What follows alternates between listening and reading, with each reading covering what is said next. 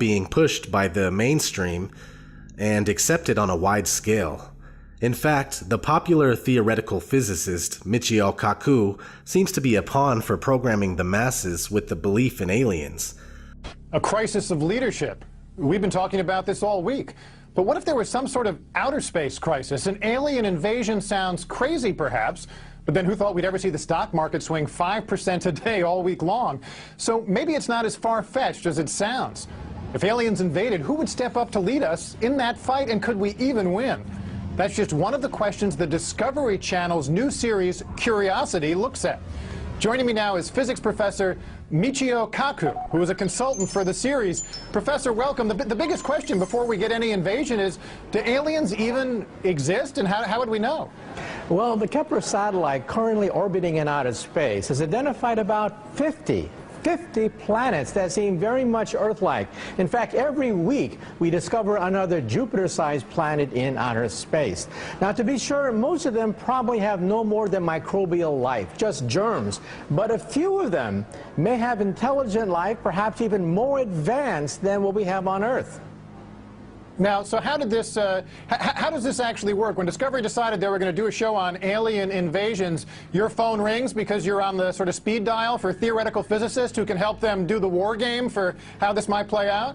Well, believe it or not, we physicists have actually studied the question of what happens if we do encounter a hostile advanced civilization in space.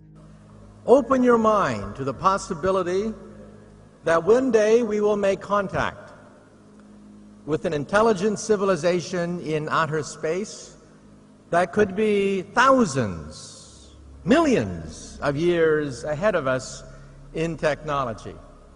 The Kepler satellite has identified 2,000 planets orbiting other star systems. So tonight, when you look at the night sky, realize that somebody could be looking back at you. Now, if there is a life form out there, they could be literally millions of years ahead of us. The universe is 13.7 billion years old, so a million years is nothing compared to the age of the universe.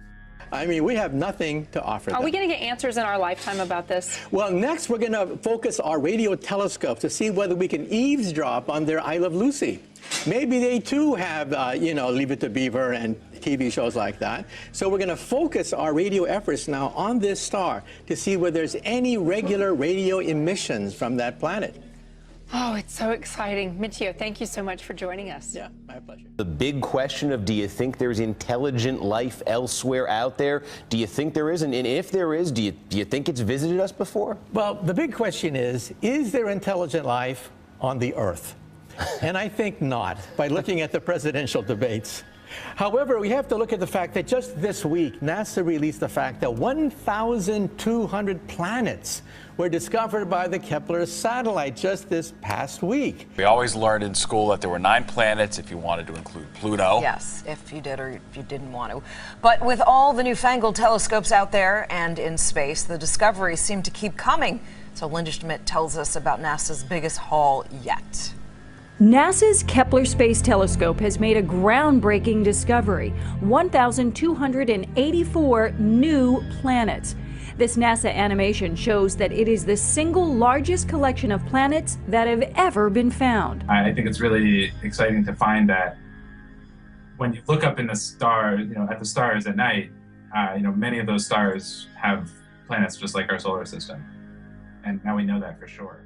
And so we now know that perhaps there are 1 billion Earth-like planets in our backyard, the Milky Way galaxy. Go out tonight and have an existential shock, looking at the night sky, realizing that there are probably 1 billion planets that are Earth-like. I think I only had to memorize 8 of them in school. I think I got off easy. Right.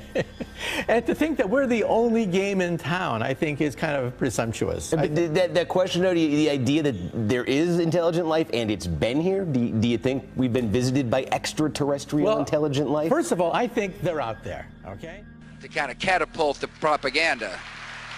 Whenever a mainstream scientist says anything about anything, there are millions upon millions of people willing to form their belief system around the statements of that scientist. So here we are in 2016, and when you look at any online poll as to whether aliens exist or not, the belief in aliens always wins by more than half. So we have passed the tipping point for critical mass. which perfectly sets the stage for a Project Bluebeam fake alien invasion.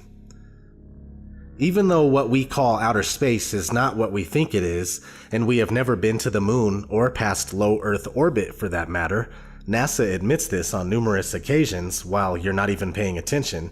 NASA's next spacecraft, already being built and tested across America, will do those things and more.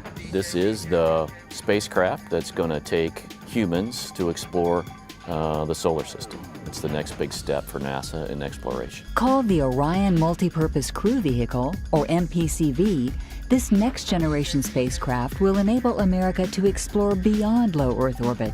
As we get further away from Earth, we'll pass through the Van Allen belts, an area of dangerous radiation. But Orion has protection. Shielding will be put to the test as the vehicle cuts through the waves of radiation. Sensors aboard will record radiation levels for scientists to study.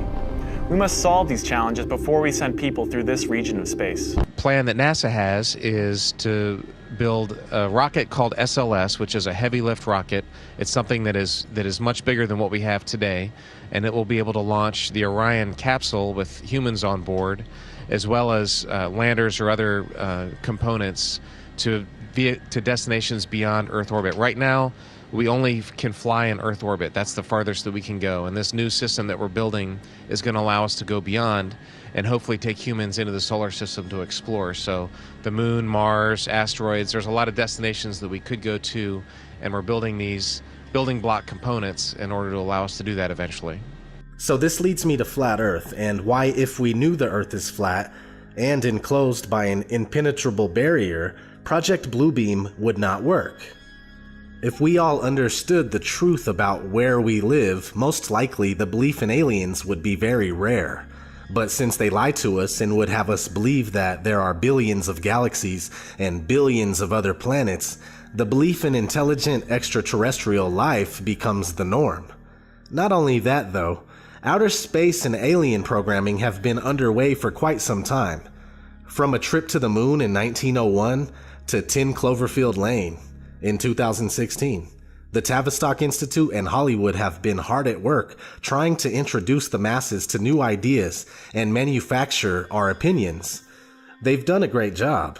We went from knowing that aliens don't exist to believing in aliens 100% without a shred of evidence. UFOs, on the other hand, are very real, unidentified flying objects. But all it is suppressed top-secret government and military technology. They will utilize these top-secret crafts to trick us into believing in an alien threat.